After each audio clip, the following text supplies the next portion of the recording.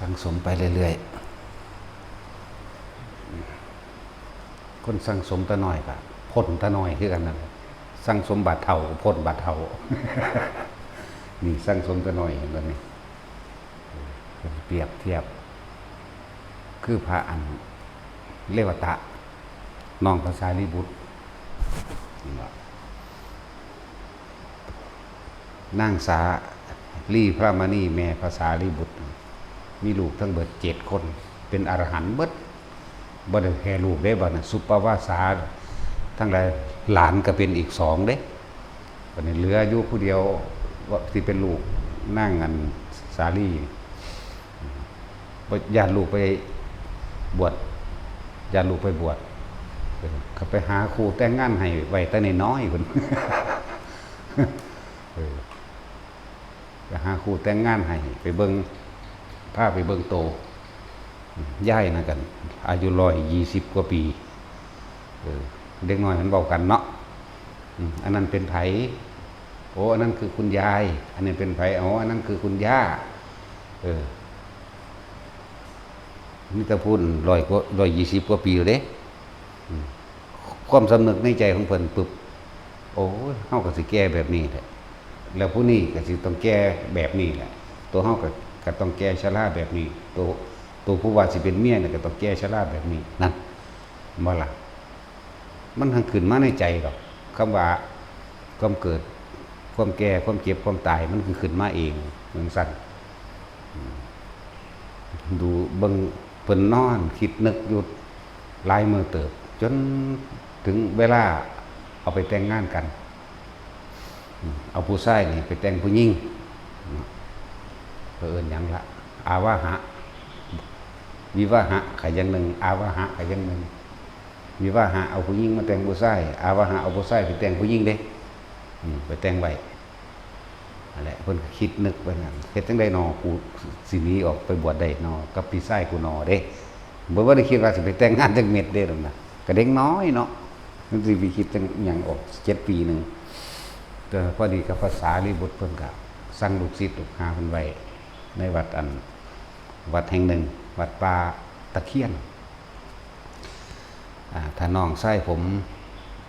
กลับมานี่ให้พวกท่านทั้งหลายรีบบวชให้เลยอย่าลังเลเด็ดขาดพุทธพระศาสดาว่าให้ขออนุญาตจากเป็นผู้เป็นบิดามารดาสกรผมนี่แหละจะเป็นบิดาเองนะเป็นว่าถ้าว่าพอตายแล้วเขาก็เอาผู้ชายไงนั่นแหละเป็นอ้ายเนาะอ้ายเป็นพอแทนผมนี่แหละเอาตกลงกันฮอดมือพากันไปพากันขึ้นรถเกวียนรถม้าไปละวันก็รวยเลย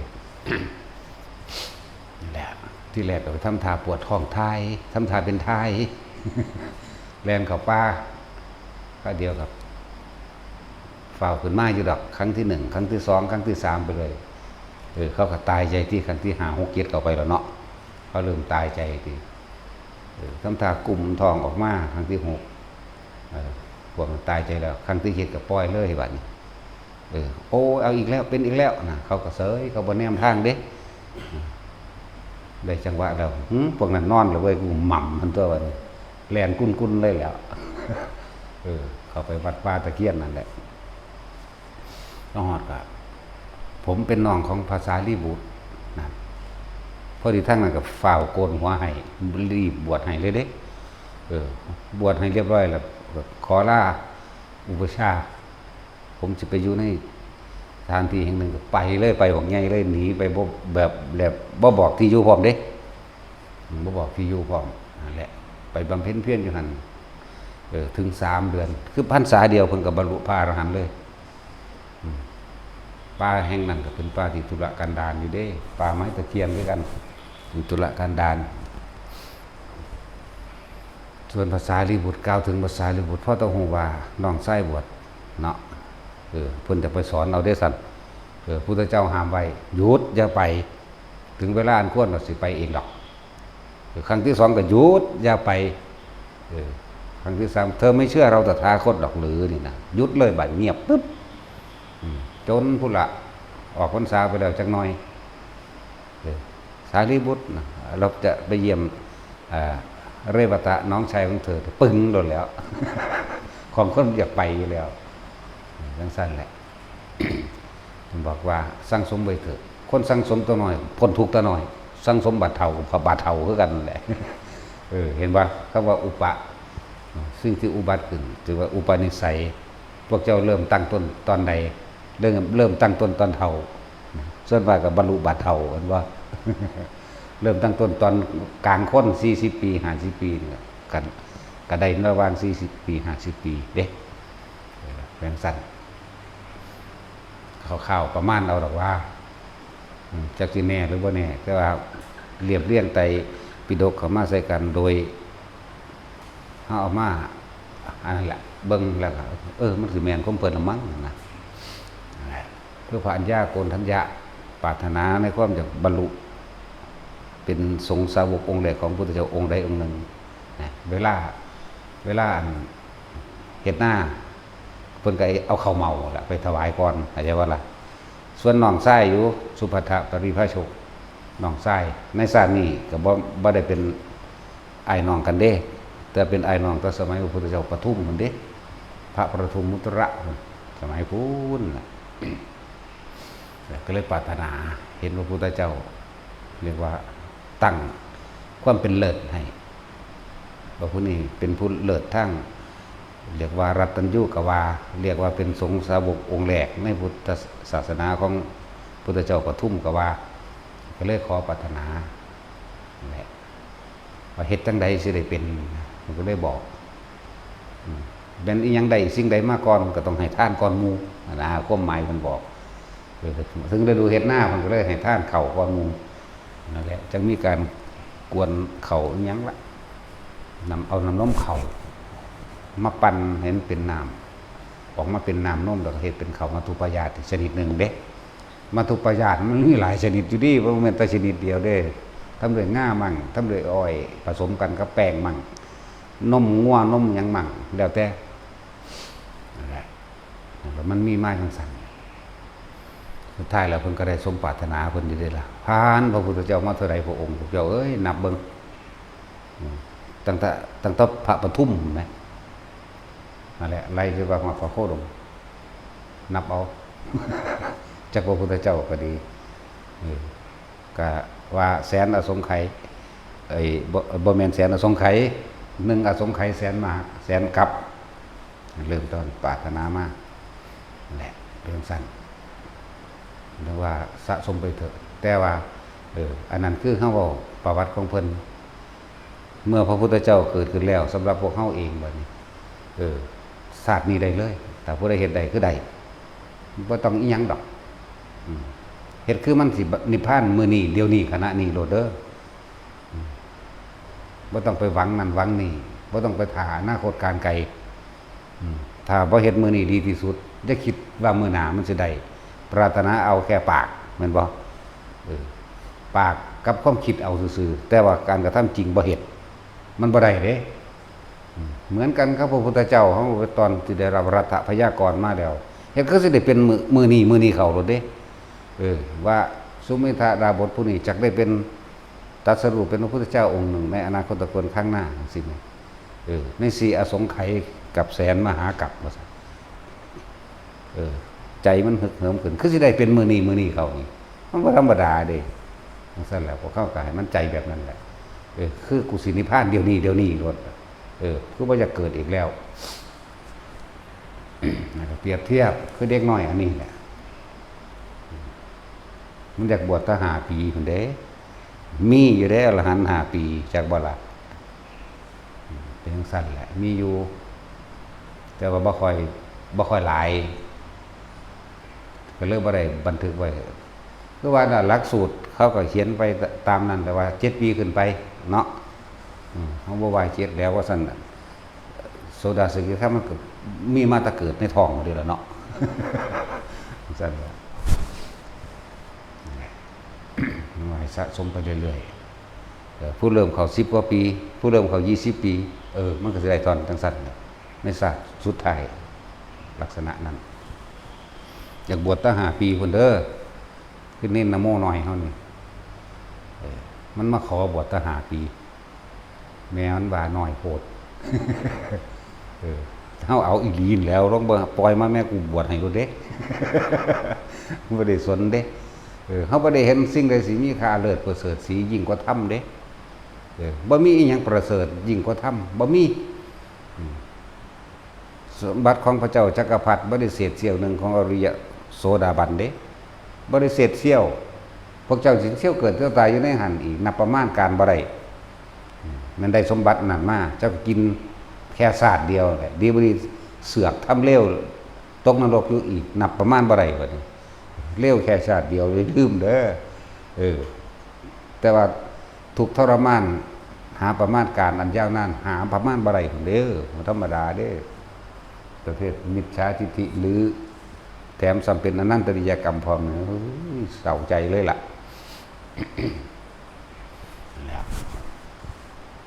บวชแล้วว่าทึกเห็นบ่เนี่ยมาป.1มาบวชอันภาคฤดูร้อนฤดูแล้งเอียงเพิ่นนั่นล่ะเห็นว่ามันหัวดีบ่ล่ะความฉลาดของมันหนูบวชแค่เปิดเทอมก็ซึกดอกว่าซั่นมันบ่ผิดดอกอันว่าบ่ตัวดอกอันนั้นเข้าใจว่าล่ะอย่าคิดว่าคำว่าจังซั่นมันเป็นกุศโลบายหนทางลวงแห่งความสำเร็จ บ่ได้ตัวเด้มันล่วงเพื่อความสำเร็จมันเด้นั่น เดี๋ยวพระพุทธเจ้าก็สิเว้าว่าตัวคือกันตัวพนันทะน้องชายเพิ่นเนาะแต่งงานกับนางปะทะกรณีชนบทแต่งมื้อนั้นก็เอามามื้อนั้นโลดเว้ยผู้ใดบอกให้นิมนต์ไปสันเข่าบัดนี้ สันเข่างานแต่งงานเอาแม่เป็นจังไดเจ้าบัดนี้จื้อบ่ เพิ่นอยากอ้างนางนั่นถือว่าสวยงามที่สุดในแคว้นนั่นแหละเอิ้นปะทะกัลยาณีนะนั่นแหละจังซั่นแหละอยากอ้างเด้เพิ่นว่าได้เมียงามติ สันเข้าแล้วก็โยนบาทให้ติก็ได้ถือหยังน้ำก้นตัวบาทนี่นั่นว่าล่ะคิดว่าลงบันไดแล้วคือสิอุ้มเอาเองดอกมั้งนั่นตอนนั้นบ่ทันเลยพระอานนท์มาหรือยังพระอานนท์บ่ทันมาเปิดในกลุ่มเดียวกันพุ่นพระอานนท์บ่ทันมาพ้นหัวคือสิถือเองดอกมั้งพ้นจากหมู่บ้านคือสิถือเอาเองดอกมั้งใจมันบ่ได้อยู่นำพระพุทธเจ้าเด้พุ่นมันอยู่นำอีนางงามพุ่น พ้นเขตป่ามหาวันคือถือเอาเองดอกมั้งถึงขอบประตูวัดคือสิถือเองดอกมั้งพูดน่ะขึ้นถึงกุฏิวิหารแล้วคือสิถือเอาเองดอกมั้งซั่นก็คืนนี้ลีนั่งแล้วก็เดให้เดบาทให้เพิ่นนั่นถ้าเกิดปรารถนาต้องการจะบวชไหมพระเจ้าข้าวซั่นเห็นพระเจ้าลั่นปากเองฟ้าวเลยได้บ่ได้เป็นอุปชฌาย์ฟ้าวโกนหัวให้เลยกันบวชติ จังซั่นแล้วถือว่าเพิ่นตัวอยู่บ่บาทบวชแล้วก็บ่ได้ว่าสิปฏิบัติหยังดอกบ่ได้ฟังความหยังดอกนอนคิดฮอดแต่อันเมียเพิ่นแต่งงานใหม่นั่นแหละเป็นเดือนก็มาแล้วผู้นั้นก็ฟ้องผู้นี้ก็ฟ้องติบวชแล้วบ่เฮ็ดหยังคิดฮอดแต่เมียมีแต่อยากศึกพระเจ้าข้าพวกหมู่ภิกษุนำกันมื้อนึงความอยากศึกแก่เต็มที่แล้วสิทะลุแล้วเรียกว่าทะลุ คือสิดุดันแล้วคือกูบ่ฟังความแล้วเห็นบ่ว่าธรรมดาเด้กำลังแห่งราคะ เห็นว่าสร้างตกมันสร้างตกมันฟังความอยู่บ่เรื่องสั้นตัวคนก็ติดสัตว์เป็นคือกันตัว ติดสัตว์ตกมันสร้างเนาะมันบ่ได้ย่านฮอดตะขอเด้สั้นแล้วเพื่อจะขอทรัพย์เพียงใดมันก็บ่ได้เก็บได้ปวดงานได้พุ่นมันถือกินอันนั้นเหรอ อย่างสั้นตัวมื้อนั้นเต็มที่แล้วแต่ว่าพระพุทธเจ้าใส่อิทธาภิสังขารจับแขนจูงได้กับผ่านตรงหน้าตรงหนึ่งซะก่อนเด้ตรงหน้าตรงนั้นไฟใหม่นะไฟใหม่ปลาไปมันมีลิงอีสีดักดานอยู่ตัวหนึ่ง นั่งค่อยโม่แดงๆก็ลื่นอยู่อยู่ต่อไม้ดอกต่อกระตอดำๆแล้วก็ไฟกับลวกมันเนาะลวกน้ำหูน้ำหนาขมิวขมวดหางกับถือไฟใหม่กุนๆกินไป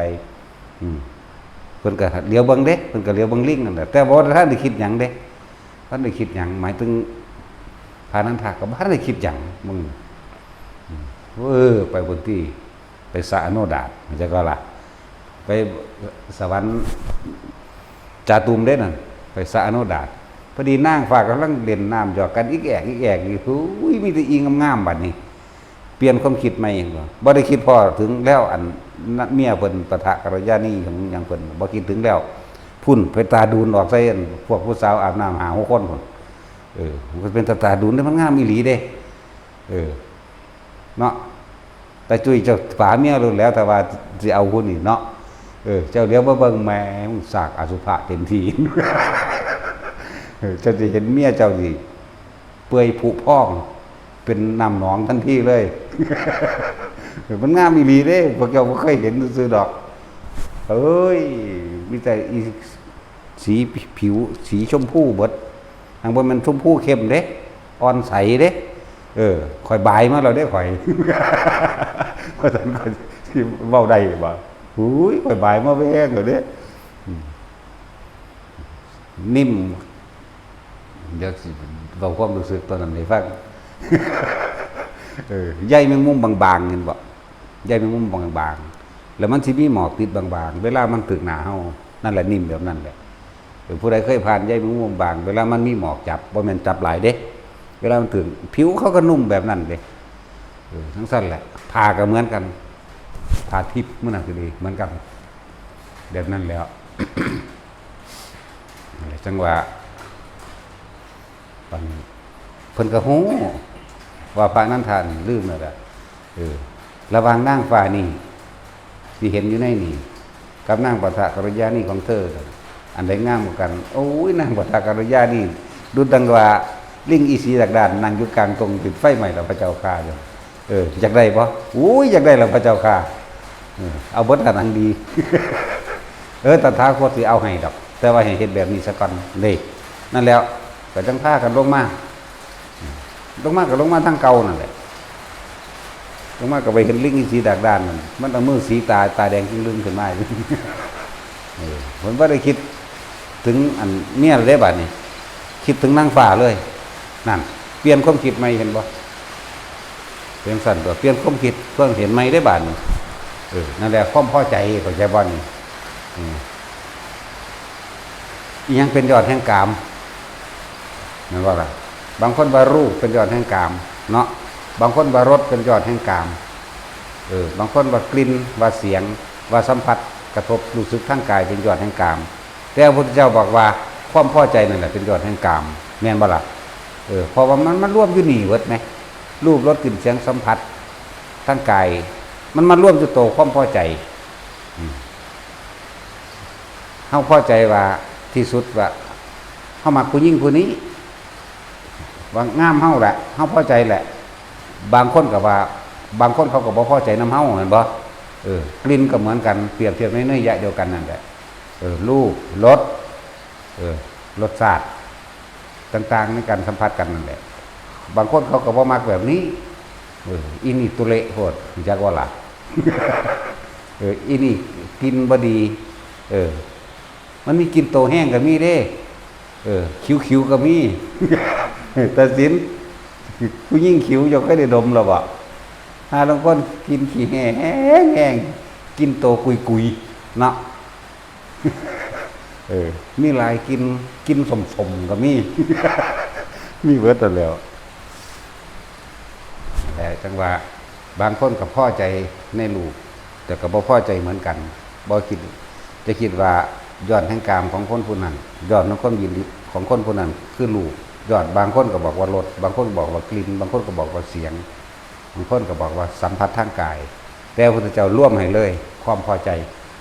โตเดียวเลยมันมาร่วมอยู่นี่เบิดเลยนั่นแหละว่าให้ทุกคนสังเกตความพอใจของเจ้าของให้มันดีเด้อคำว่าปรารถนาสุขก็คือความพอใจนั่นแหละนั่นบ่ล่ะมันสั่นพูดถึงบาพระนันทะมากกับปฏิบัติอยู่บัดนี่ปฏิบัติเด้เดินจงกรมทำสมาธิยืนเดินนอนนั่งสมาธิมันไปตั้งมั่นอยู่น้ำนั่งฟ้าพุ่นเด้อมันไปจอน้ำนั่งฟ้าพุ่นเด้มันบ่ได้มาจอน้ำว่าความคิดสิสงบหรือว่าสงบในกายเจ้าของเด้พุ่นไปอยู่ในกายผู้อื่นกายนั่งฟ้าพุ่น โอ้อีนั่นก็งามอีนี่ก็งามโอ้อีนี่ชมพู่กว่าอีนี่ชมพู่อ่อนกว่าโอ้มันมีแต่ใสๆเด้มันธรรมดาเด้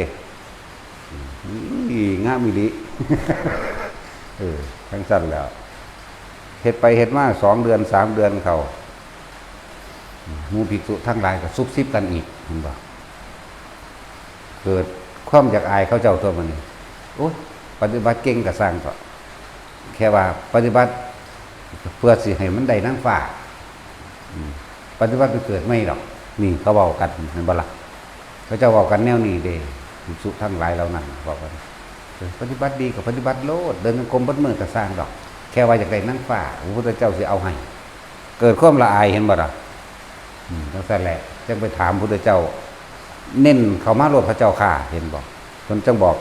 คนผู้นี้ก็ต้องอาศัยกรรมฐานเรียกว่าอสุภกรรมฐานเข้าใจบ่ล่ะเพราะว่าคนมักคนงามตั้งแต่นั่งพุทธกัลยานี่ก็งามแล้วในระดับมนุษย์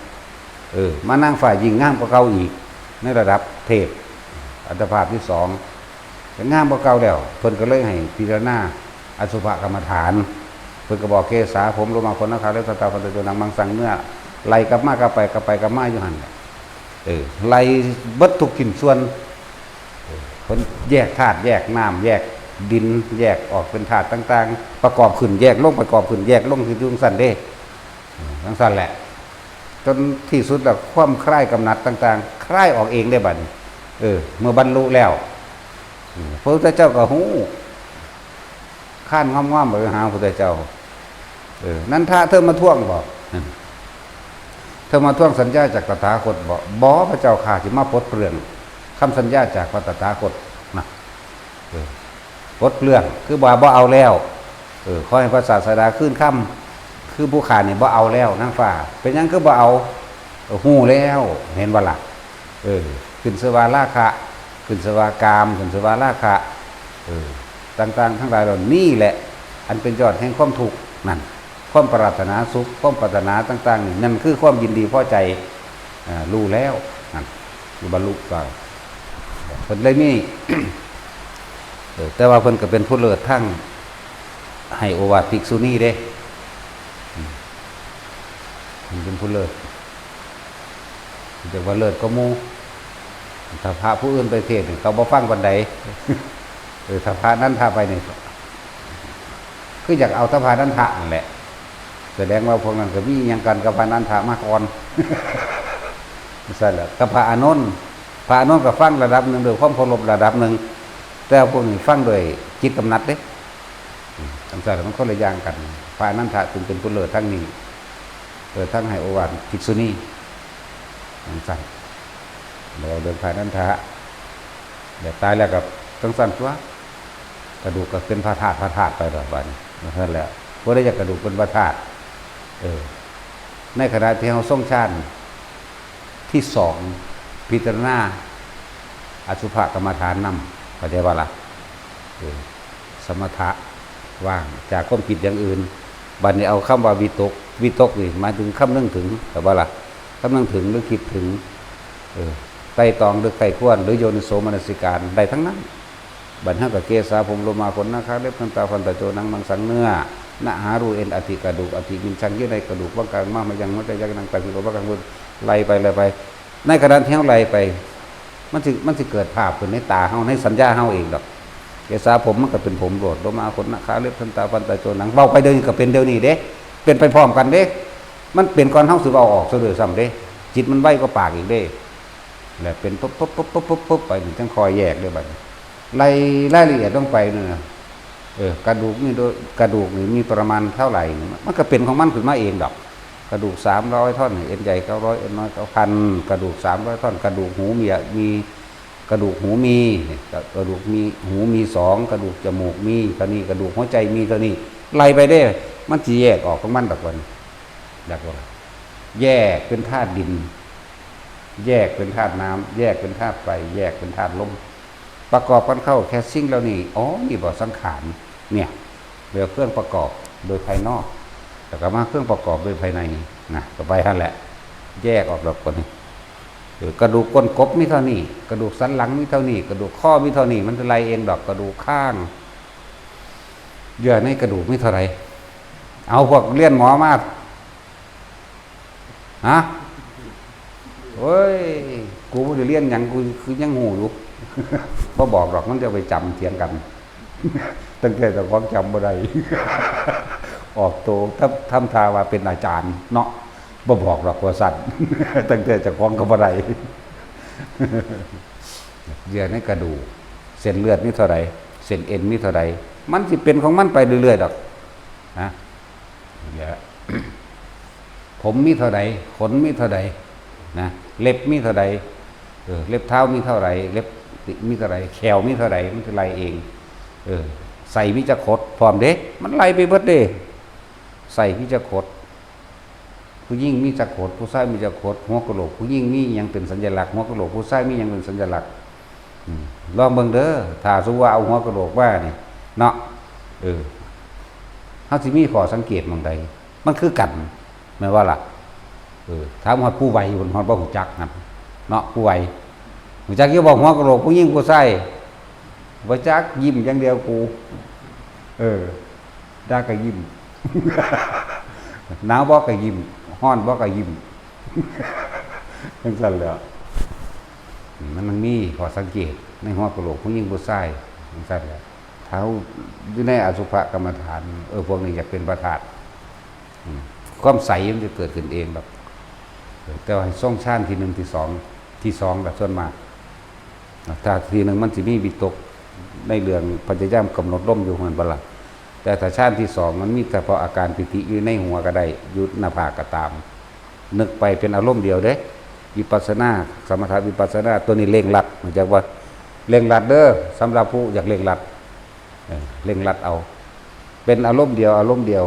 ย่าวสุดปุ๊บจนเบิดคิดจังเข้ามาสู่ความสงบออกจากความสงบ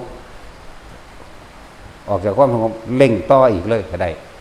คือเพียงหน้านี่ผมคนเดียวซ้ำๆซากๆ10,000 ครั้งพัน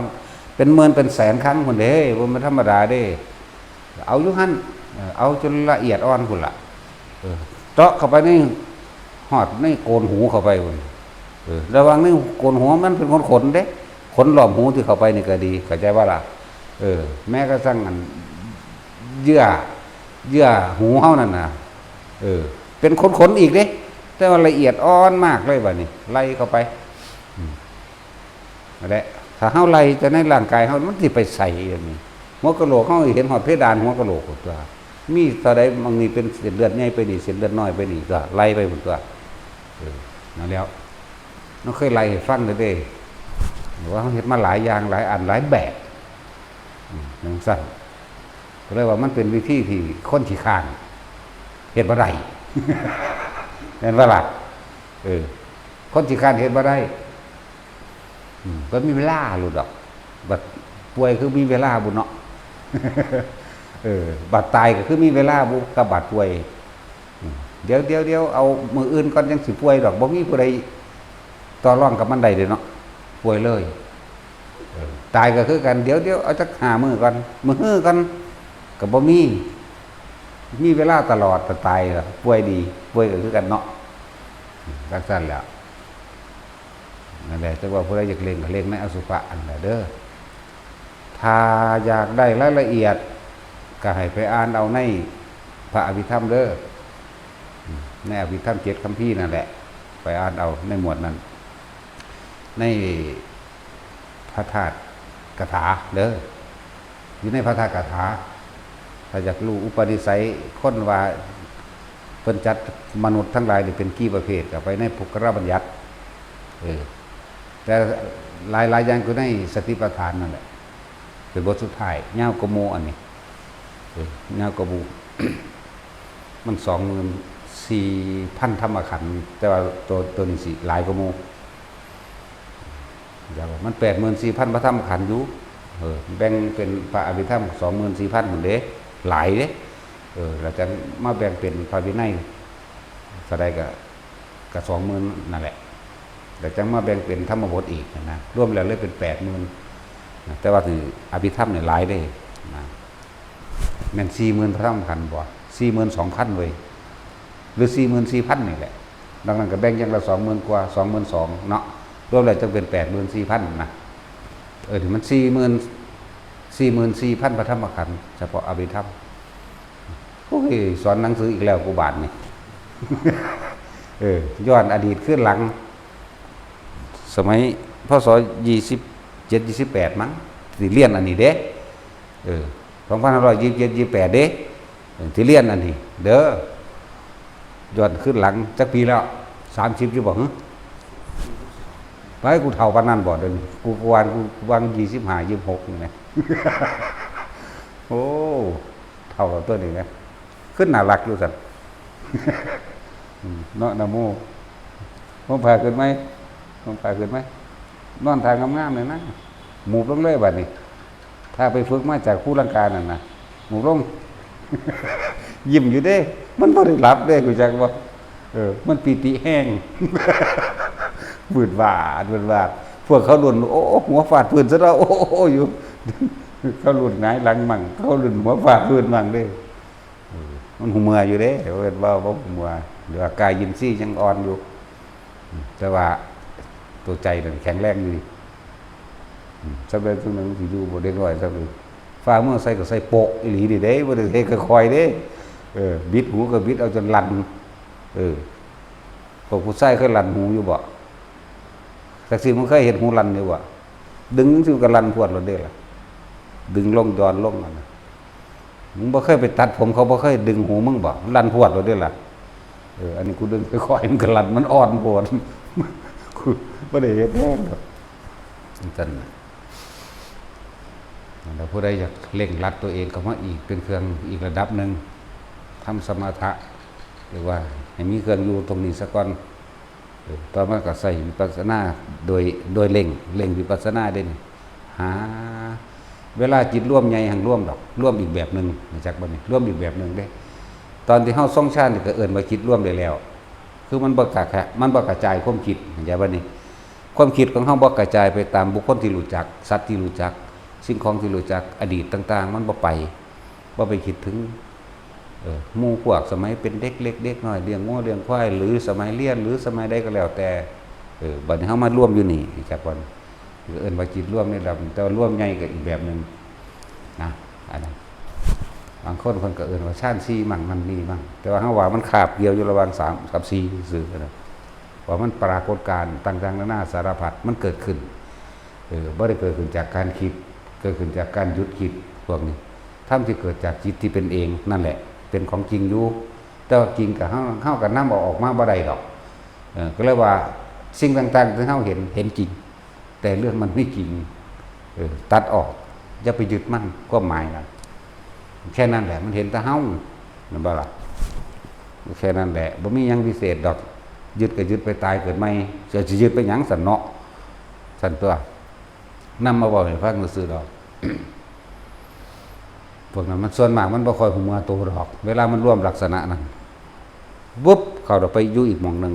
มันบ่ค่อยหูมามันบ่เชื่อมต่อกับร่างกายแยกบ่อันนี้เป็นความโดยเฮาคิดเอาเองว่าคือบ่อยากให้ผู้ใดแบบลักษณะคล้ายๆหรือคือกับว่าเหมือนคือคนจำความฝันบ่ได้เห็นมั้ยบ่เอาแบบนี้เฮาต้องการแบบเดี๋ยวนี้เห็นเดี๋ยวนี้สติมั่นคงเดี๋ยวนี้เลยเข้าใจบ่นี่คือจังเฮาเห็นกันเดี๋ยวนี้แม่นเห็นสิ่งภายนอกในอัตภาพที่2เทวดาแหละเทวตาเทวะแปลว่า2ตามมาจากคำว่าอัตตาหรือซึ่งอื่นว่าอัตภาพที่2อัตภาพอีกอันนึงที่เลื่อมกันล้ำกันอยู่ในนี่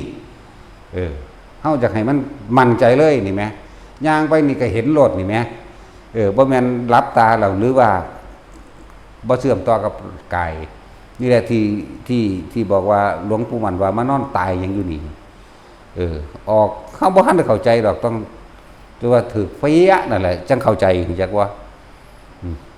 มันต้องมีความรู้สึกตัวเป็นตัวรับประกันจริงๆนะนั่นแหละตะกี้สิจักหามันหยังว่าแต่เจ้าของเก่งบึบไปล่ะคราวเดียวนึงเด้วึบไปแล้วท่าได้ทุกท่าเด้เดินจงกรมอยู่กับเป็นได้บาดมันเป็นแต่ว่าแต่คิดแล้วเป็นได้เบิดแต่เฮ็ดเป็นจักหมื่นเถื่อแสนเถื่อได้เด้อซ้ำร้อยเถื่อจะมาถามอัน2-3เถื่อนี่เฮ้ยยังขิว โอ้ยดอกจังว่า เอาจะว่ามันตีบตันกันเนี่ยสูงว่านี่หาก็พ่อหาก็เห็นหนึ่งถามกูละบางคนตอบให้กันงงคิดไปอีกแบบหนึ่งเด้แต่นั่นว่าประสบการณ์จริงนั่นแหละเป็นของจริงของเฮาเองความรู้ของเฮาเองถามว่าแม่ภาษาสมัยเพิ่นยังมันสิตอบบ่ได้เนาะซ้ำกรรมฐาน40รวมทั้งเบิดเลยฮอด40มันก็ได้จังซั่นแล้วอยู่ในหลักสูตรมันนี่ของทดสอบทดลองมาเฮ็ดเล่นเฮ็ดมาอย่างหลายอย่างนั่นแหละจังว่าผู้ใดอยากเล่งตนเองทรงชาญธรรมดามีความรู้สึกอยู่ดีเพิ่นก็ใส่ความคิดพิจารณาในอสุภกรรมฐานถ้าอสุภกรรมฐานกับมรณานุสติใกล้ๆกันนั่นแหละจักว่าแล้วเดี๋ยวมันก็เข้าสู่อุปสมานุสติเองเห็นบ่นี่เรียกว่าอนุสติ10อย่างอนุแปลว่าน้อยพลังตามทำสติให้ระลึก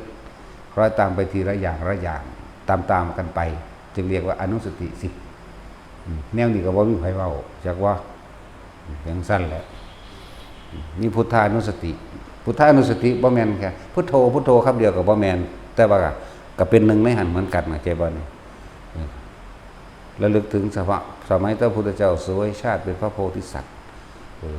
สั่งสมบารมีชาตินั้นเป็นท่านชาติเป็นศีลเนกขัมมะปัญญาวิริยะขันติไลกว่าสิรวบรวมคนโอ้ยเกิดความเข้าใจลึกซึ้งละเอียดละออเชื่อมเข้าสู่ธรรมไปอีกเด้ถ้าเฮาระลึกนึกถึงโดยละเอียดละออคืออย่าขาดตอนให้มันเป็นสันตติสืบต่อและต่อเนื่องพุทธานุสติที่เชื่อมต่อโดยธรรมานุสติเลยเด้พุทธาธรรมะสังฆานุสติที่เชื่อมต่อไปว่าพระสงฆ์สาวกของพระพุทธเจ้ามีคุณอเนกอนันต์หนาประมาณบ่ได้พุทธธรรมสงฆ์แยกกันบ่ออกเข้าใจว่าล่ะมันสิเชื่อมไปเกิดความปัสสัทธิผ่อนคลายสงบจิตเย็นใจมันให้ออกมาเอาเองเด้บัดนี้ปล่อยเลยได้เฮาเพราะเฮาฮู้นะนั่นแหละพุทธธรรมะสังฆามันก็ไล่ไปอันนี้เป็นจาค่าเด้อต้องสละออก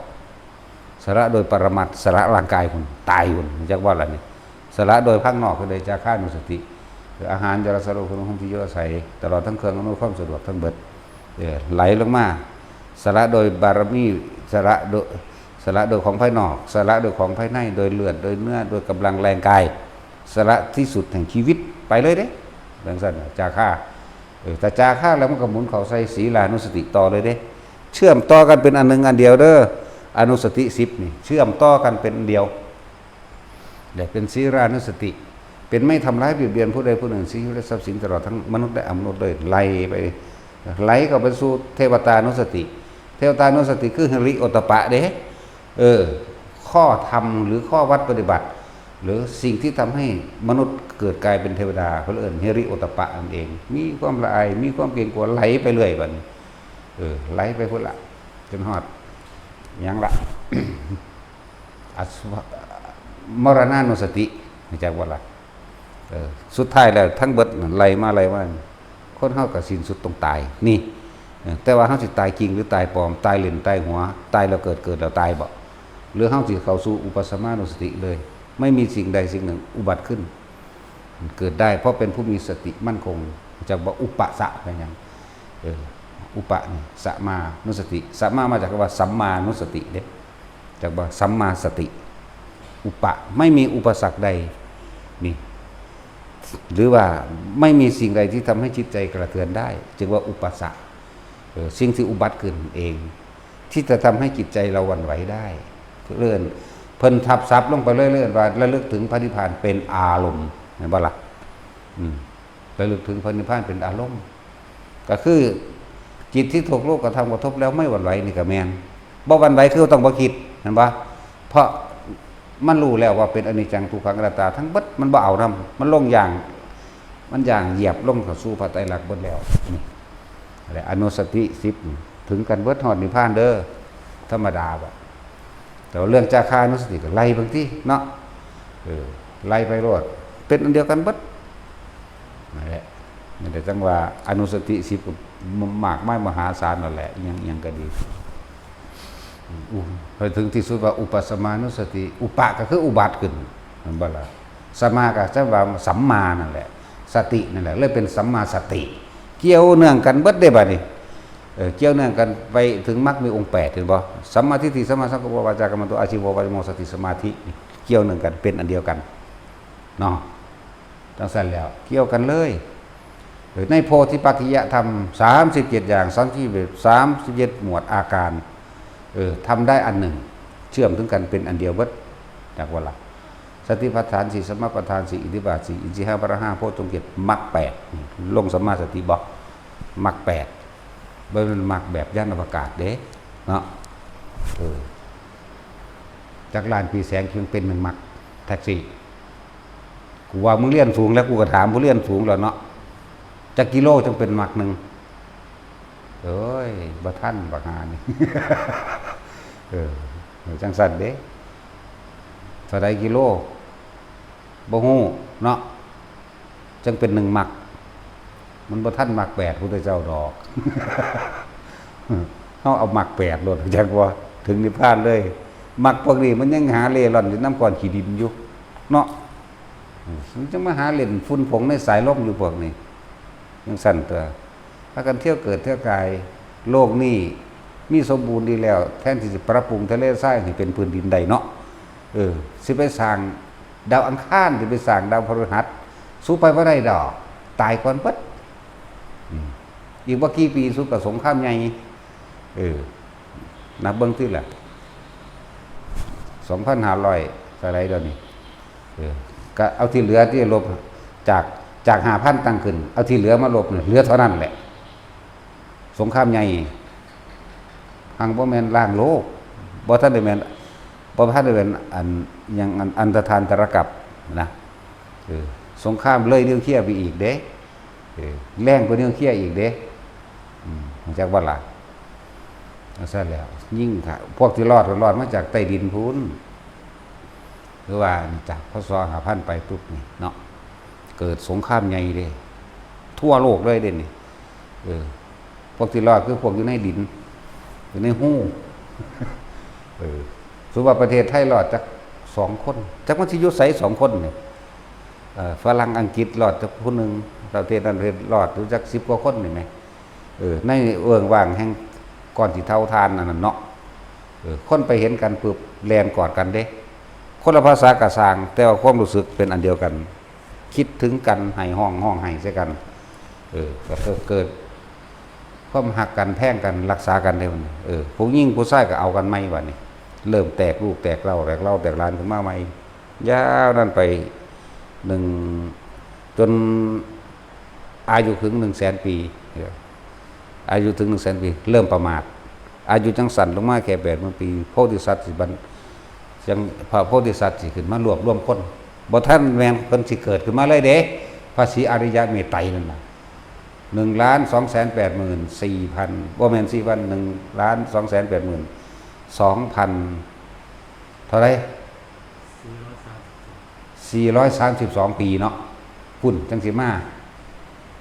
1,282,432 ปีเนาะพุ่นจังสิมาเด้อบ่ได้ง่ายเด้มันสั่นแหละ พระศรีอริยเมตไตรจังสิลงมาใจบ่ล่ะแต่ว่าก่อนหน้านั้นก็เกิดอยู่เดี๋ยวนี้ก็เกิดสิไปไสเดี๋ยวนี้เกิดเรี่ยราดอยู่ทั่วไปแล้วพวกนี้บ่จักอยู่จักเศร้าบ่จักเมื่อยจักเบื่อหน่ายเนาะสมน้ำหน้า มักทุกข์เห็นบ่ล่ะสั่นซะนั่นแหละพระโพธิสัตว์ที่รวบรวมแล้วก็ค่อยๆพาคนทำบุญทำทานทำนั้นทำนี้แล้วก็เพิ่นก็สิประกาศเรียกว่าประกาศโพธิญาณจากบนประกาศโพธิปักขิยธรรมก็ว่าประกาศโพธิญาณก็ว่าเพิ่นก็สิคอยประกาศเพื่อให้คนนำคนให้ทำบุญทำทานนั่นนี่มันสิเป็นยุคช่วงนั้นมันสิมีพระปัจเจกเด้ช่วงพุทธเจ้าบ่เกิดนี่พุทธันดรระวังนี่แหละพระโพธิสัตว์บ่แม่นแต่ผู้เดียวเด้มาหลายเติบ บ่ได้มาแต่ผู้เดียวนำเอาของไผของมันที่เคยเฮ็ดบาปเฮ็ดบุญมานำกันนั่นแหละนำเอาของไผมันกุมไผกุมมันแล้วก็ไปส่งต่อสมมุติว่าพระศรีอริยเมตไตรเกิดแล้วก็ไปส่งต่อภาษีผู้ใดเฮ็ดได้ก็เฮ็ดไปผู้ใดบ่ได้ก็ค้างไว้แล้วแต่อันนั้นเป็นอจินไตยทางบ่ไตดอกซ้ำนี่ อย่างสั้นแหละทางที่ดีเฮาเอามือนี่ให้ดีที่สุดจักว่าล่ะสิไปหวังหยังกับคนบ่ทันเกิดเนาะนั่นว่าเขาเจ้าอีกแล้ว เพราะว่านิพพานมันบ่ได้ไปอยู่กับคนที่ตายไปแล้วเด้พระพุทธเจ้าเฮาก็ตายแล้วร่างกายตายเนาะพระสาวกก็ตายแล้วหลายๆองค์นั่นแหละอาชิติมหาสาวกหรืออาชิตินี่13องค์ผู้ยิ่งหน่อยทั้งสั้นแล้วจะเด่นเลิศน้อยบัดนี้มาคนนิพพานก็บ่แม่นว่าสิอยู่นำผู้บ่ทันได้เกิดคือพระสิริยะเมตไตรนั่นบ่ล่ะทั้งสั้นแล้วเฮาเฮ็ดมื้อนี้ให้ดีที่สุดเฮ็ดคือสินิพพานเดี๋ยวนี้แหละปัจจุบันดีขณะนี้ผู้อยากเร่งรัดตัวเองก็เอาอสุภกรรมฐานเข้าไปเร่งรัดนำอสุภกรรมฐานกับปรณานุสติตีคู่กันเข้าสู่อุปสมานุสติเองใช่บ่ล่ะทรงฌานเป็นแล้วผู้ใดก็ทรงฌานเป็นแล้วเฮ็ดเป็นแล้วบวกเข้าไปวิปัสสนาเพิ่มอันนี้เพิ่มนั่นแหละเรื่องสั้นเพิ่มตัวเองเข้ามาตัวอันนี้จากผู้ใดปรารถนาให้ได้เร็วขึ้นเรียกว่าจงพิจารณาในอสุภกรรมฐานเถิดถึงว่าดูก่อนอานนท์ผู้ใดอยากย่างลงไปในสู่อสุภกรรมฐานนั่นแหละมันก็บอกว่าอยู่ในคริมานันทสูตรบอกอีกสูตรหนึ่งคือทำอันเป็นใหญ่กว่าธรรมทั้งปวงจึงเรียกว่าธรรมิกราชพระธรรมอันเป็นใหญ่กว่าธรรมทั้งปวงใช่ไหมล่ะธรรมราชาหรือธรรมิกราชนั่นแหละบอกเต็มๆมันคือธรรมิกราชาคิริมานันทสูตรนั่นเองฟังเอาที่สั่นแล้วเขาบ่ได้ฟังแล้วเขาอ่านเอาตะโดนแล้วจนพิมพ์เป็นหนังสือมาตั้งสมัยพศอะไรแล้วหนังสือก็ไม่มีใครอ่านให้ดอก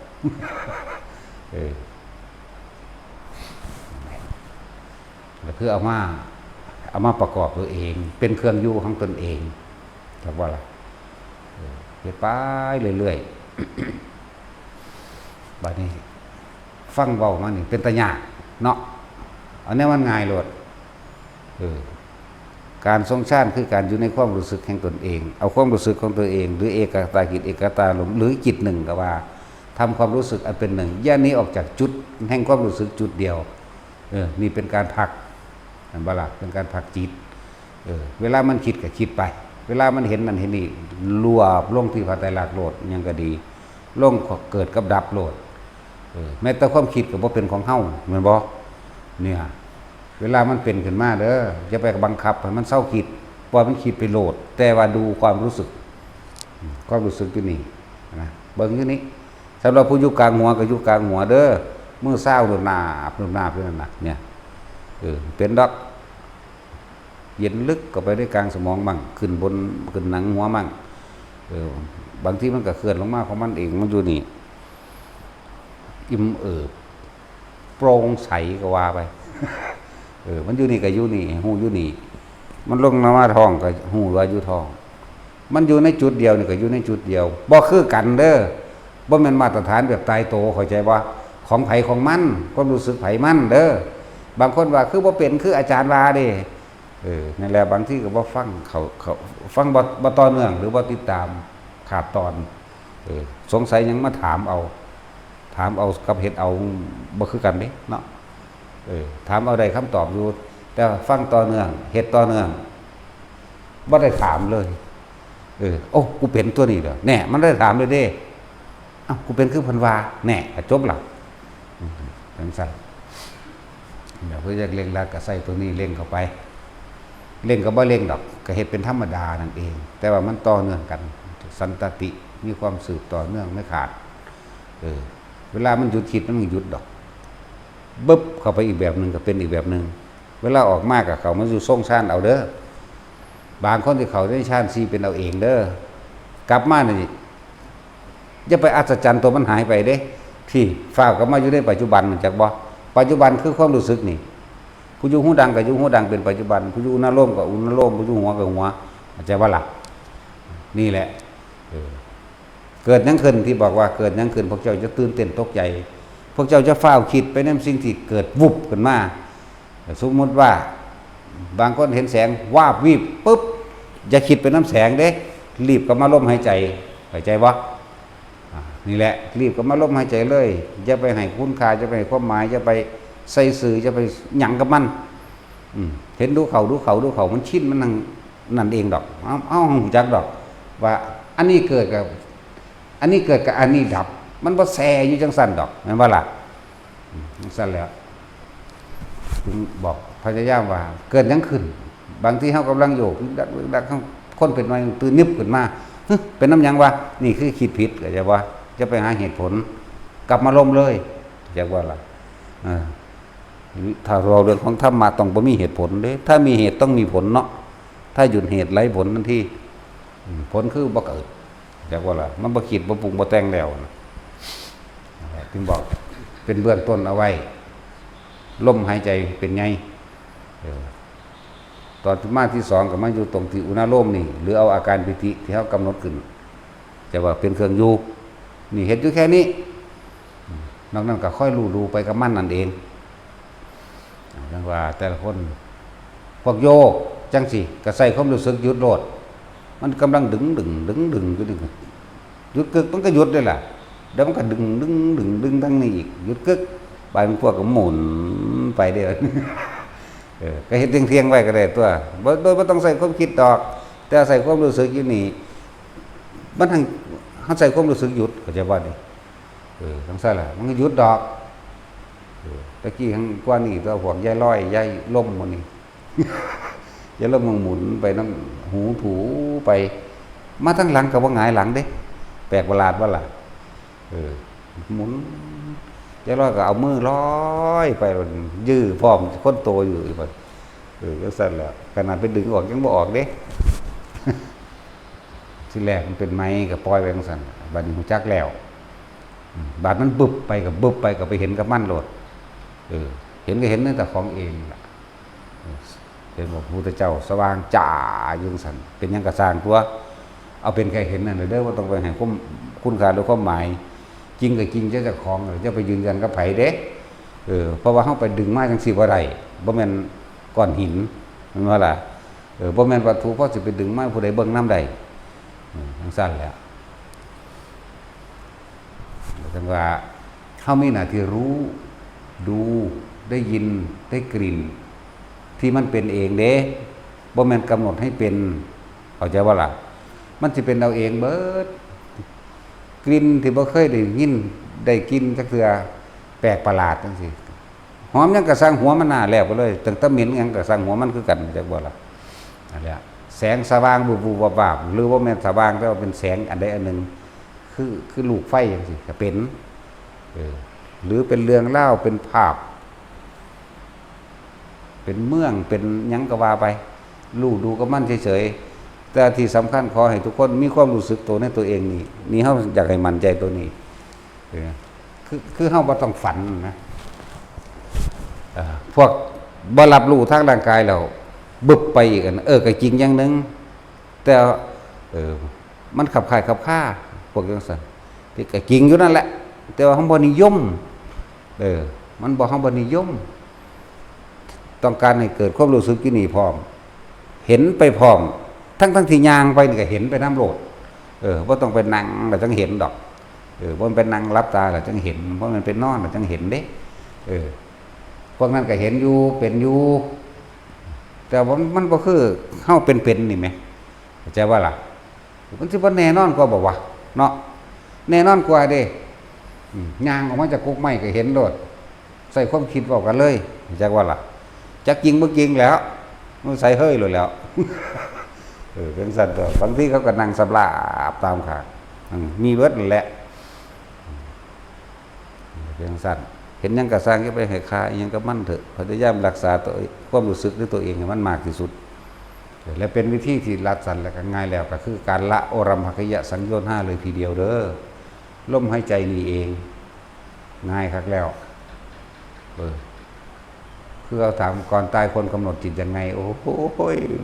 จะมาถามถ้าสุบฝึกไปแต่เดียวนี้เพราะสั่งขาโคตรแมงกะคักแล้วกูจะไปกำหนดเอาตัวเนาะแม่นบ่ล่ะฝึกไปแต่เดียวนี้มันจะไปกำหนดได้จังใดอันทั้งสัตว์ความเคยชินในการนึกคิดในการคิดในความรู้สึกมันก็ไปตั้งมานั่นเลย หลายรอบครั้งถ้าสิเว้าเรื่องการถาม แต่บ่ตอบหรอกถามปัญญาอ่อนโพดถามคนบ่ปฏิบัติคนบ่ปฏิบัติมาถามเอาผลมันสิคาดเว้าให้ฟังเนาะตายแล้วจะไปอยู่ไหนมันก็คิดถึงไผมันก็ไปอยู่หั่นแหละเนาะจังซั่นเลยเว้ยคิดฮอดงัวว่ะมันก็ไปอยู่นำงัวหั่นแหละซะก่อนแต่อารมณ์เด้สิพัดอีกที่นึงเด้อจิตมีที่ตั้งเมื่อตั้งแล้วก็นึกตึกตรองเมื่อนึกตึกตรองก็เกิดอารมณ์แล้วเป็นตัวภพเนี่ยโกรธนรกโรคเปรตมั่วเมาในทรัพย์สมบัติอ้างลูกหลานกระสังเดรัจฉานจิตคิดจากให้ทานตายจะตุ่มสั้นตัวจิตนึกถึงพุทธานุสติหรืออันใดอันหนึ่งหรือเสียงสวดมนต์ก็แล้วแต่ดาวดึงมั่งหรือคนที่มากสวดมนต์นึกถึงบทสวดมนต์วันนั้นตายสันสามอย่ามาแต่คนที่ทำเพื่อผู้อื่นส่วนมากก็คือดุสิตจากบ่ละจิตนี่เป็นจิตที่เรียกว่าทรงพรหมวิหารสี่พวกนี้ทำเพื่อผู้อื่นพวกนี้สิอันนี้บ่เป็นกลางๆไว้ดอกเด้อบ่แม่นสิไปกำหนดตายตัวดอกนั่นแหละท่าน5ท่าน6ท่าน7หรือพรหมโลกก็ได้ทั้งนั้นไปเบิดนั่นแหละ เว้นแต่อนาคามีเขาบ่ไปพวกนั้นพวกประเภทนึงประเภทพิเศษจักว่าล่ะนั่นแหละบ่แม่นไปฟังอันพวกจักถีจักแดนเด้อนาคามีก็มาเกิดอีกก็ได้บ่แม่นเด้ออันนั้นเป็นบ้าจังซั่นมันบ่แม่นเด้อพระโพธิสัตว์บ่เกิดในอรูปภพแล้วก็บ่เกิดในอนาคามีจักว่าล่ะแล้วก็บ่บรรลุโสดาสกิทาคาอีหยังดอกแต่ว่าเวลาถ้าเขาจะเทศน์เรื่องนิพพานเขาจะยกจิตขึ้นสู่ดันได้จักว่าจังซั่นแหละซึ่งบ่แม่นซ้ำมื้อนี้สิมารับรู้อีหยังดอกว่าเนาะบ่ไปก็เพราะสำนั้นแหละนาฏศิลป์จังซั่นแหละพยายามรู้สึกโตในหูดังเจ้าของโลดไปก็ดีบางคนก็อยู่ในหูดังบางคนก็อยู่นี่เน้นย้ำคนที่ตายนี่มันสิกลับมาลมหายใจเป็นวาระสุดท้ายเด้อแต่ว่าตอนเฮาบ่ทันนั่นนี่เฮาสิมีเครื่องอยู่ของเฮาคืออุณาโลมนี่หัวนี่บาดสิตายสุดท้ายมันสิเข้าลมหายใจเทศให้มันชินในลมหายใจเลยมันสิบ่คิดถึงไผจักว่าจังซั่นแหละก็พร้อมกันเลยกับลมหายใจนี่ห่วยบางคนอรหันต์เลยเด้บ่อรหันต์กับอนาคามีเด้จักว่าล่ะนี่แหละจังว่าอานิสงส์ใหญ่อานิสงส์อย่างยิ่งของอานาปานสติถ้าเฮาเฮ็ดทำให้บ่อยทำให้มากนี่ได้อรหันต์ตอนที่มีชีวิตอยู่นั่นแหละบ่แม่นได้ตอนตายบางคนได้ตอนตายพอดีบางคนบ่ได้ตอนตายก็บ่ได้อนาคามีบางคนก็สู่พรหมโลกสันนั้นเด้อาจจะได้โสดาสกิทาคาก็ได้จักว่าล่ะโอ้ยมันเยอะแยะมากมายเป็นอวบตกต่ำก็แล้วกันหน้าผู้ใดทรงชาติเป็นข้างไปพรหมโลกก็ต่อพรหมโลกเลยเข้าใจว่านี่อาจจะไปพรหมกายิกาปริสจาปโรหิตามหาปมาไล่ไปที่เห็นบ่ซั่นหุ่นอภัสสราปโรหิตไล่กันไปอวิหาตปาสุทธสาสการนิกาไล่เลยหอดิพันกึกแต่อรูปภพมันบ่ไปหรอกเพราะว่าหยังเฮาอาศัยพระปัญญาจากพระพุทธเจ้าให้ได้ยินได้ฟังธรรมพุทธเจ้าทรงชาติก็เป็นฟังธรรมก็ฟังจากว่านี่แหละสุตตมัญญปัญญานี่หรือทรงจำด้วยได้คล่องปากขึ้นใจด้วยตนเองจากว่านี้แม้นว่าเฮาสิแปลภาษาบ่ได้สำหรับผู้แปลบ่ได้ตายแล้วมันต้องแปลได้หรอกไม่ใช่ว่าล่ะมันแปลได้เด้โอ้ยมันหลายคนพ้นดอกกันพวกต่อข้างบนเลยนั่นน่ะโอ้ยเฮาถามเอาเองบ่เด้ บ่มีในตำราเด้เนาะแต่ก็มีอยู่เพิ่นบ่เว้าว่าผู้นั้นผู้นี้เด้คนที่จากสวรรค์ชั้นต่ำขึ้นชั้นสูงมีไหมมีแล้วก็สูงยิ่งขึ้นไปจนถึงพระนิพพานมีไหมมีจักบ่ล่ะมันสั้นแล้วนั่นแหละจังว่าพวกโลกิยะชั้นทั้งหลายผู้ไม่อาศัยธรรมะผู้บ่ได้ฟังผู้ไม่ได้สดับธรรมแห่งพระศาสดาจักว่านี่ส่วนมากตายแล้วก็ต้องกลับมาเกิดใหม่เนาะตายจากภพมโลกสินะพวกเดชานโลกิยะชั้นเริ่มมาแยกฟังเป็นโลกิยะชั้นนั่นน่ะส่วนมากลงนรกบ้างเปรตบ้างเดรัจฉานบ้างเด้เกิดเป็นมนุษย์ยากที่สุดเด้ขนาดว่าพ่มเกิดน้อยนักน้อยหนามีอยู่บ่แม่นว่าบ่มีแต่น้อยบาดพวกอันโรกุตระฌานเด้ อย่างต่ำไปพรหมปริสัชชาแม่นบ่เมื่อเขาตายจากปริสัชชาอาจจะขึ้นอนาคามีเลยก็ได้อรหันต์เลยก็ได้หรือเลื่อนขั้นตามลำดับขึ้นไปจนถึงอนาคามีแล้วค่อยอุปหัจจปรินิพพายีขึ้นไปค่อยๆเป็นทีละขั้นก็ได้ก็มีทั้งนั้นนี่แหละจังว่าอยากให้ทุกคนทรงฌานให้มันเป็นยังหน่อยๆเฮาก็อยู่พรหมโลกหน่อยคักเราเด้นี่บ่เว้าเรื่องเทวดาเลยเด้เนาะบ่เว้าเลยเรื่องเทวดานี่เว้าเรื่องพรหมเลยกับเทวดาอันเดียวกันนั่นแหละแต่อยู่ขึ้นกับการยกจิตจากวันนั้นจังซั่นแหละเอาสมาทานโอ้เก่งเลย